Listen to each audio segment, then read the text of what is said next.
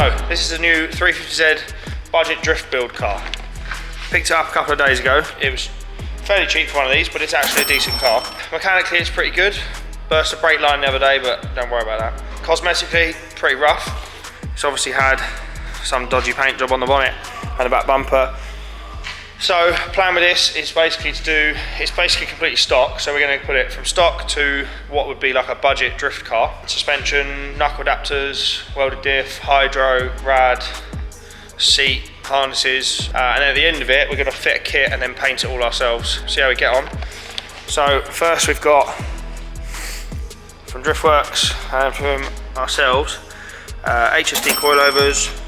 We've got caliper brake line set because one of the rears has burst. Hydro brake line sets supplied by Proline braided lines. We've got hydro to put in. GK Tech knuckle adapters. Now obviously normally we'd use new ones, but got these from a friend pretty cheap, so why not? So we've got those. So that's probably what we're going to get in today. Might get a seat in it if we get time. Got some wheels to put on it as well. So yeah, just going to basically show you what you can do a rundown on the costs. We'll put the costs in for the parts being new. Now most of them are new, but anything we get, if I've already got it, we'll put the cost down for what you pay for it new, so you can kind of get a bit of an idea of what it would cost, because 350Z is probably the best bang for buck car you could use for budget drifting. If you want to learn to drift or getting into it now, it's probably the best car you could do. With a map and some bits, you've got 300 horsepower, they're strong, the parts are readily available, and they take a good beating pretty much. And worst case, if they blow up, the engine's pretty cheap. So yeah, we're going to get on with this now. Probably start with getting the coilovers and knuckle adapters on, then get the brake lines done, get the brakes bled, put some wheels on it, and see where we're at by the end of today.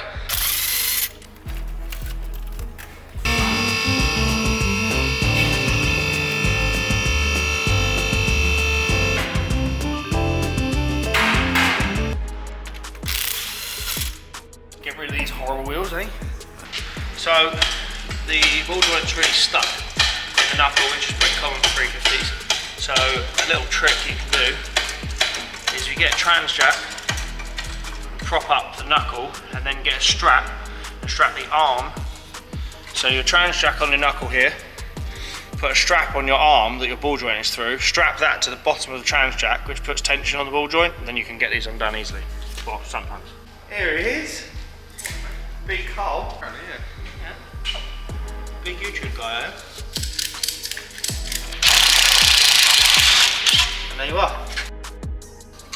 What is that? Famous caravaner on YouTube. What are you doing? On Caravan.com. Exactly. Can't want to be secret Caravan.com. I'm your own hidden gem, mate. Yeah, caravan. Oi, that better not be my brand new chisel. Is that your chisel? That better not be my brand new chisel. If it becomes a good channel, everyone can be a character in the channel, and then you get free shit, don't you? Yeah? Yeah, that's how YouTube works. So once you've got the tie rods out, always make sure you clean your rack out with brake cleaner, and then obviously thread lock your new tie rods back in.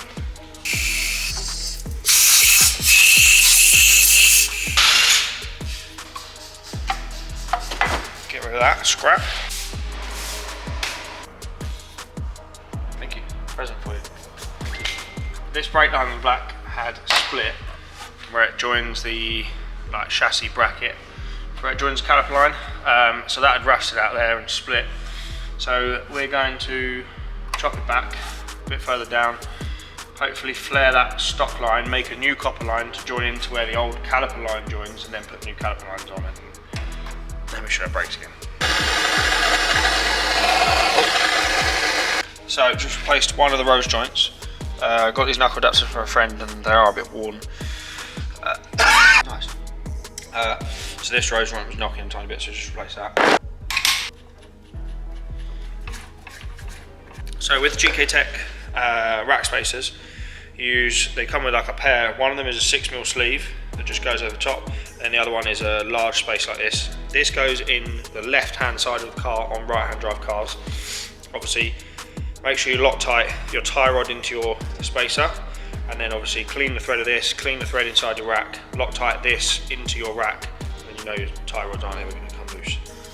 So with your spacer on the left hand side, tie rod into your spacer, rack cleaned out, everything Loctited, you can then wind the tie rod into the rack really slowly. There you go, pop it out. Once you've got tie rod, spacer into the rack, tie rod into that, don't forget to put your gator on. Because if you forget and put all this together and forget the gator, you have to take it all apart again. Oh, it makes me so angry if people forget food. You'll forget food when you're really hungry. Your eyeball out. So here we have the twisty thing. Oh, can't find the thread. Oh, got it. Hey mate, good at finding the hole. Oh. Good at finding the hole, mate. So I've got 2 kids. Open sesame, and inside here I have a baked potato. Shut up. One coilover. Fresh. So although when you get coilovers they come, most of the time they should come pre-adjusted. It's always worth checking where the preload has been set to, because obviously you set your preload on your spring, then you adjust your height with your lower cup. So it's always worth checking, because that one to that one was 5mm different. These two are the same, but the preload on these two was 5mm different. Now you might not feel 5mm, but it's worth just always starting with everything even before you put it on the car, so as you know where your starting point is, you can adjust it from there.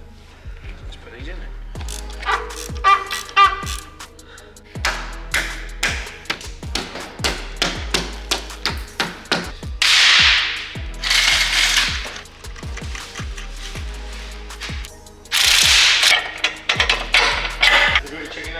Right, so coilovers are fitted, front and back, knuckle adapters are fitted, tie rods are in, brake line in the back is done.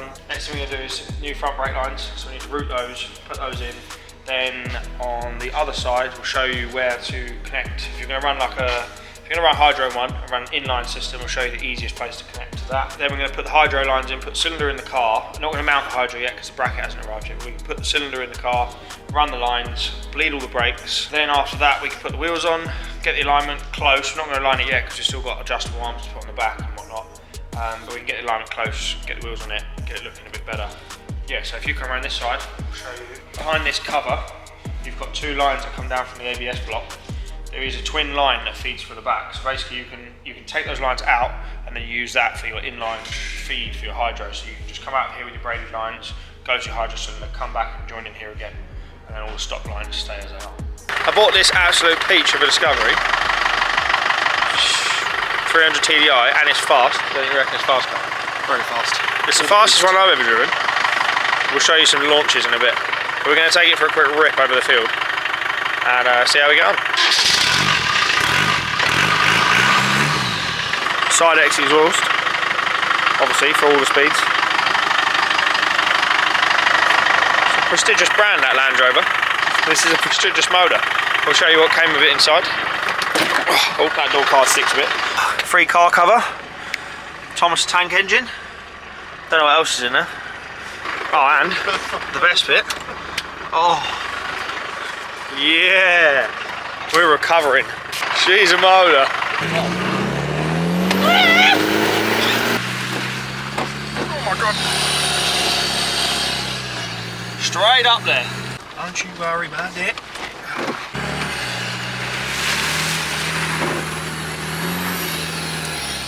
How's your figure of 8 still here?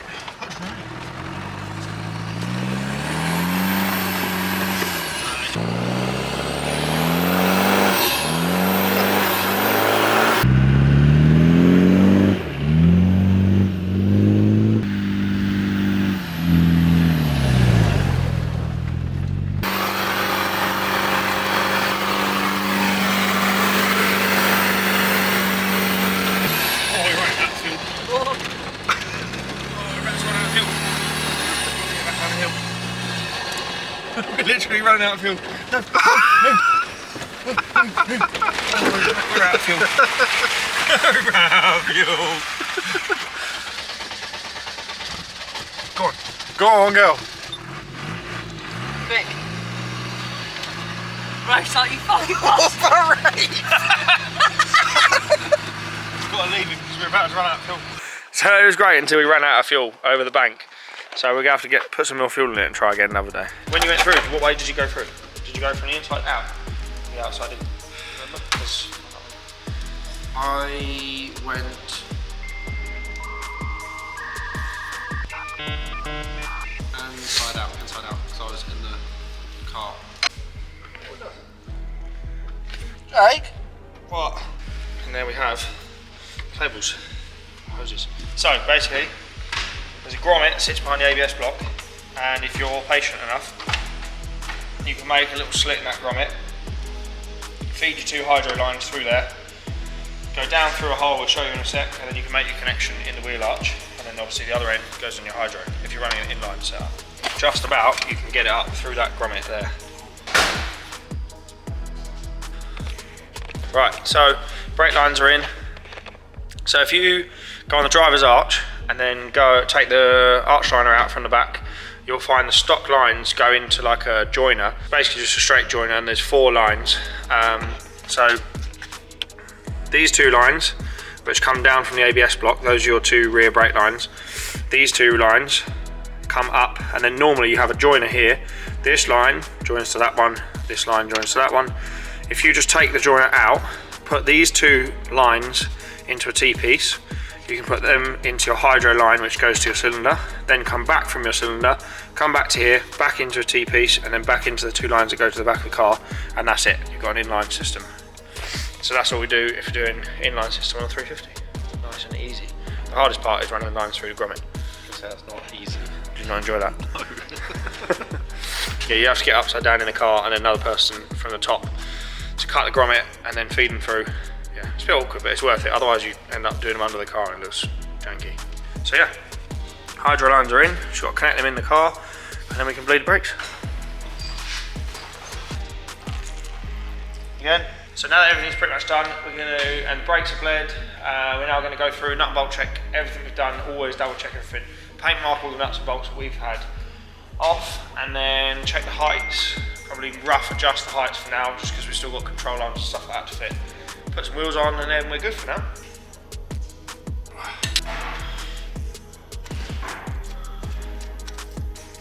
Not now, Rafe. Throw a wheel at you.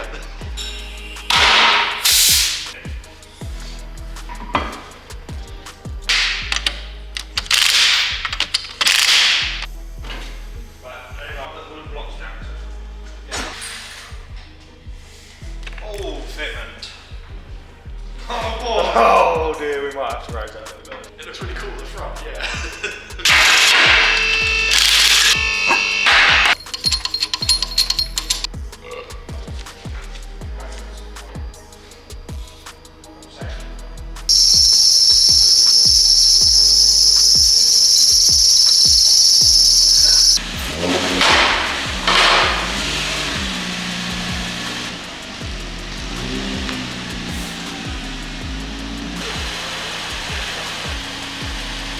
Right, 350Z Drift Build Series episode 1 is done. So today we fitted the coilovers, fitted the GK Tech Knuckle adapters, fitted some braided brake lines, fitted braided hydro lines, put some wheels on it that I've had stashed up for a while, been a while to find something to put them on, but figured they might look cool in this, and they look pretty good. So yeah, this is the first one of it. The next video is probably going to be service, radiator, oil cooler, mounting hydro in it. We've got some adjustable arms for the back, so we'll get those fitted on the next video, and then aligning it. And putting a welded diff in it as well. So I've got one that I already welded previously for another car, so I'll just put that in. So then it will be kind of usable, so I'm hopefully going to take it to a Santa Pod day some point in the next couple of weeks. So yeah, then it'll be usable at least. We'll go and have some fun with it. What else we're going to do with the car is put a kit on it, we're going to paint it, and then a load of other stuff. But yeah, episode 1 done. It's looking cool now. Doesn't look so crap. See you on the next one.